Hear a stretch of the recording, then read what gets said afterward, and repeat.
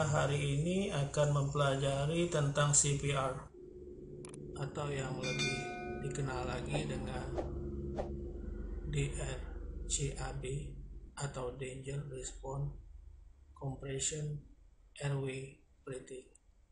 CPR itu adalah salah satu upaya yang dilakukan dalam pertolongan pertama terhadap adanya henti napas dan henti jantung. Langkah-langkah DRCAB terdiri dari yang pertama adalah danger. Jadi danger di sini adalah perhatikan kondisi sekitar. Di saat melihat korban yang tidak sadarkan diri, misalnya karena serangan jantung, kemudian jatuh, kecelakaan. Nah, ini penting kita harus melihat dulu kondisi sekitar untuk memastikan keamanan dalam menolong korban.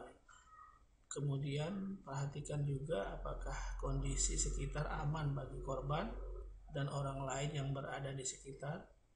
Karena hal ini penting sekali agar ketika kita menolong atau si penolong sendiri tidak kena bahaya.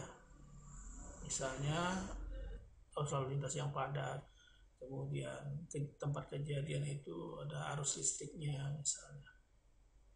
Yang kedua adalah kita melakukan R atau response. Jadi di sini kita memeriksa atau mengecek respon. Respon ini untuk melihat atau memastikan bagaimana kesadaran dari pasien itu sendiri.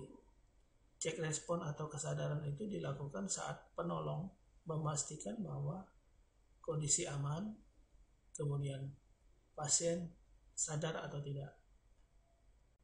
Yang pertama kita lakukan dengan panggilan, kita panggil, kemudian bisa juga dengan sentuhan, dengan menepuk lengan misalnya, atau juga dengan sedikit rangsangan nyeri misalnya, sedikit menekan di daerah klavikula ini, sehingga kita harapkan pasien berespon.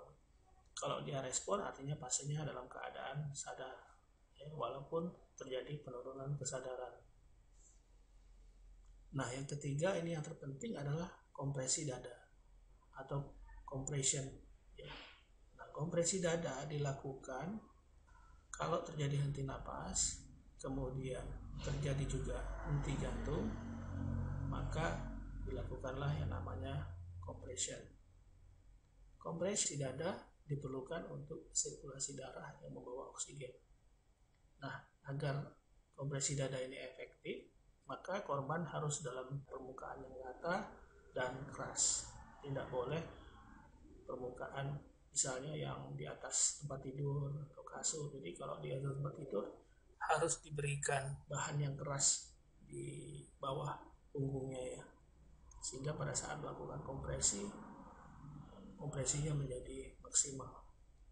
Nah, untuk langkah-langkah melakukan kompresi ini secara umum dilakukan sebanyak 30 kali penekanan dengan kedalaman 5-6 cm. Kemudian untuk lokasi penekanan sendiri itu adalah kita harus memperhatikan tulang dada, sternum ini, sternumnya ini kita perhatikan, kita telusuri dulu sepanjang sternum. Kemudian tangan kanan kita mengarah pada atau meraba pada ujung dari tulang sternum.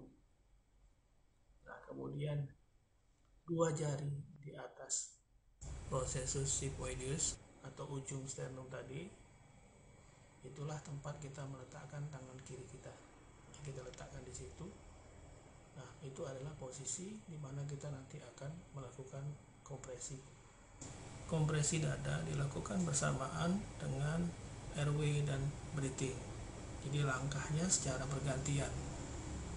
Airway adalah membebaskan atau membersihkan jalan napas, breathing adalah memberikan pernapasan.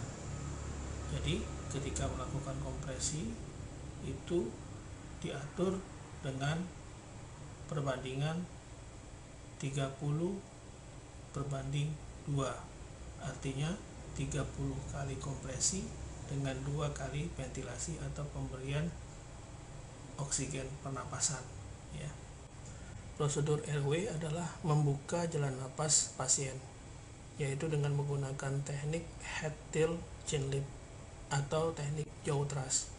Yang perlu diperhatikan di sini adalah apabila terjadi atau diduga terjadi trauma kepala, trauma servikal, maka kita tidak boleh melakukan tindakan jaw thrust. Jadi yang boleh dilakukan adalah head till chin lip, yaitu mengatur posisi ekstensi kepala dengan menggunakan tangan kanan di atas dahi pasien dan tangan kiri berada pada dagu. Selanjutnya diangkat secara perlahan. Untuk jaw thrust sendiri adalah dengan melakukan ekstensi kepala. Caranya adalah kedua tangan berada di muka dari pasien. Selanjutnya posisi ibu jari itu menekan tulang pipi di dekat sinus ya. Sedangkan untuk jari tengah, jari manis dan jari kelingking itu berada di angulus mandibula. Nah, secara perlahan ibu jari menekan, sedangkan jari-jari yang lain itu mengangkat atau mengungkit angulus mandibula. Tindakan jaw thrust sebaiknya tidak dilakukan untuk kondisi pasien dengan trauma kepala karena dikhawatirkan ada cedera servikal. Breathing atau pemberian bantuan napas dilakukan dari kombinasi 30/2, jadi 30 kompresi dan 2 kali breathing, itu dengan cara mouth to mouth atau mouth to nose. Nah, kita bisa menghindari kontak langsung fisik dengan pasien dengan menggunakan valve ya atau mask ataupun menggunakan masker RJP. Setelah 1 kali siklus RJP, periksa kembali nadi dan pernapasan.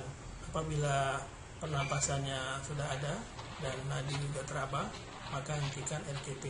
Selanjutnya dilakukan recovery atau pemulihan pasien.